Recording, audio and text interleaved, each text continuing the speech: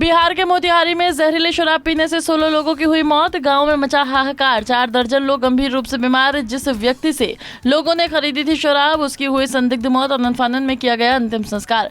गांव में पहुंची डॉक्टरों की टीम। मरने वालों के आंकड़ों में भी अभी और हो सकती है बढ़ोतरी। वहीं चंपारण रेंज डीआईजी जयंतकांत ने बताया है कि इस मामले में अब तक 7 लोगों को गिरफ्तार किया गया है। मुख्यमंत्री नीतीश कुमार ने कहा कि यह बहुत ही दुखद घटना है। मैंने इस घटना के बारे में पूरी जानकारी मांगी है। बिहार में जातीय जनगणना के दूसरे चरण की हुई शुरुआत। मुख्यमंत्री नीतीश कुमार ने बख्तियारपुर अपने पुश्तैनी आवास परिवार के साथ करवाई गणना। इस दौरान सीएम नीतीश ने कहा कि इससे सभी की आर्थिक स्थिति का पता चलेगा, चाहे वो किसी भी जाति का हो। वहीं सीएम नीतीश के सामने देश का पीएम कैसा हो, नीतीश कुमार जैसा हो की नारेबाजी होने लगी, जिस पर नीतीश कुमार ने कहा कि हम नहीं बनेंगे, ये नारा मत लगाइए। हाथ जोड़कर प्रार्थना की। देश का पीएम कैसा हो, हम नहीं बनेंगे। अरे ये मत, देश का पीएम कैसा हो, हाथ जोड़ के प्रार्थना कर रहे हैं। कल भी हम पार्टी ऑफिस में कर चुके हैं। भाई मेरा नाम मत लीजिए, इसीलिए कि हम चाहते हैं कि सब लोग मिल करके एक साथ लड़ेंगे चुनाव और मजबूती से आएंगे। और जब एक साथ सारी पार्टियां बैठेंगी तो आगे का क्या क्या करना है हर चीज डिसाइड हो जाएगा। अरविंद केजरीवाल पर सीबीआई के समन पर नीतीश कुमार ने कहा कि अरविंद केजरीवाल ने कितना काम किया है, अपने राज्य में कितना बेहतर काम कर रहे हैं, कितनी इज्जत है उनकी, समय आने पर इसका जवाब वो खुद देंगे। तो वहीं सीबीआई के समन को लेकर केजरीवाल ने दावा किया है कि ईडी और सीबीआई ने सिसोदिया पर सबसे बड़े आरोप लगाए हैं। जांच में फोन तोड़ने और सबूत मिटाने की बात कही गई है, लेकिन वो सारे फोन जिंदा हैं और कोई न कोई उन्हें चला रहा है। केजरीवाल ने कहा कि एजेंसियों ने कोर्ट में झूठ बोलकर सिसोदिया को फंसाया है। भारतीय जनता पार्टी चिल्ला चिल्ला के कह रही है कि दिल्ली में कोई शराब घोटाला हो गया और देश की जो भी सबसे बड़ी से बड़ी जांच एजेंसियां हैं वो अपना सारा काम धंधा छोड़ के इस शराब घोटाले की जांच में लगी हुई हैं। तो मैं समझता हूं कि उनको अब तक तो शराब घोटाले के सब कुछ मिल ही गया होगा, सारा पैसा भी मिल गया होगा, सब कुछ मिल गया होगा। और एक सीबीआई का ये डॉक्यूमेंट है, एक फोन सीबीआई के पास है, तो 14 में से 5 फोन तो इनके अपने पास ही हैं। जो कह रहे हैं कि मनीष सिसोदिया ने तोड़ दिए, उन 14 में से 5 फोन ईडी और सीबीआई के कब्जे में हैं, बाकी 9 फोन। तो जब इन्होंने ये आरोप लगाया, हम तो छोटे लोग हैं, हमारे पास इतने साधन नहीं थे, लेकिन फिर भी अपने सीमित साधनों से पिछले महीने 1.5 महीने में हमने भी थोड़ी जांच करी तो पता चला बाकी मोस्टली फोन, एक आध को छोड़ के वो भी पता चल जाएगा का, मोस्टली फोन जिंदा हैं, कोई ना कोई इस्तेमाल कर रहा है।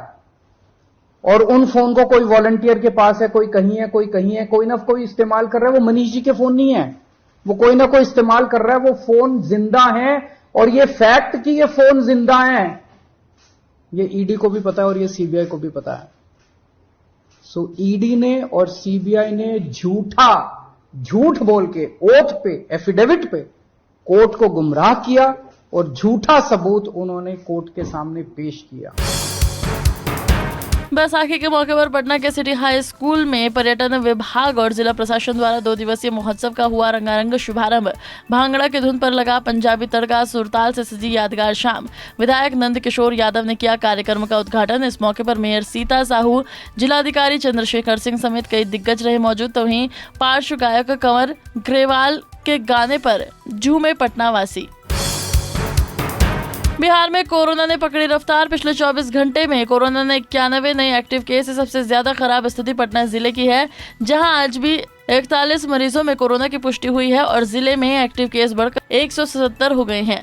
आज से फिर शुरू हुआ टीकाकरण अभियान। 12 से 14 साल तक के बच्चे ले सकेंगे टीका, तो वहीं 18 साल के अधिक उम्र के लोग भी बूस्टर डोज ले सकेंगे, जिसको लेकर गर्दनी बाग अस्पताल में कर्मियों की तैनाती कर दी गई। झारखंड में लगातार ईडी की छापेमारी के सवाल पर केंद्रीय मंत्री अर्जुन मुंडा ने कुछ भी कहने से किया इनकार। कहा, मैं झारखंड प्रवास पर आता हूं जब जमीन का मामला लगातार देखने को मिलता है। पुश्तैनी जमीन आदिवासियों की छीनी जा रही है। लगातार जमीन के मामले बढ़ते जा रहे हैं और यहाँ के पदाधिकारी भी इस मामले से जुड़ते जा रहे हैं। कई महिलाएं भी जमीन से संबंधित मामले की शिकायत लेकर पहुंचती हैं, लेकिन इस ओर प्रशासन का ध्यान नहीं है। रांची के आड्रे हाउस में 3 दिवसीय सांसद सांस्कृतिक महोत्सव का होगा आयोजन। सांसद संजय सेठ ने जानकारी देते हुए बताया कि इस महोत्सव में 8 प्रकार के सांस्कृतिक कार्यक्रम आयोजित होंगे, जिसमें जनजातीय नृत्य प्रतियोगिता, जनजातीय वाद्य प्रतियोगिता, शास्त्रीय नृत्य प्रतियोगिता, एकल और समूह लोक नृत्य प्रतियोगिता, कोरियोग्राफी थीम आधारित प्रतियोगिता, गायन एकल और समूह, माइम प्रतियोगिता और लघु नाटिका होगी। उद्घाटन समारोह 5 मई को और समापन समारोह 7 मई को आयोजित होंगे। दोनों समारोह में झारखंड के यूथ आइकॉन देंगे प्रस्तुति। दलित नेता राकेश पासवान के परिवार से मिले चिराग पासवान फोन लगाकर डीएम एसपी को दिए निर्देश, कहा कोई भी दोषी बचना नहीं चाहिए, पीड़ित परिवार को तुरंत मुआवजा दिलाने की कही बात। बता दें कि वैशाली के लालगंज में गुरुवार की देर शाम बेखौफ बदमाशों ने भीम आर्मी के संरक्षक और दलित नेता राकेश पासवान की गोली मारकर हत्या कर दी थी। राकेश अपने घर में मौजूद थे, तभी हमलावरों ने घर में घुसकर उसके सीने में ताबड़तोड़ गोलियां चला दी थी।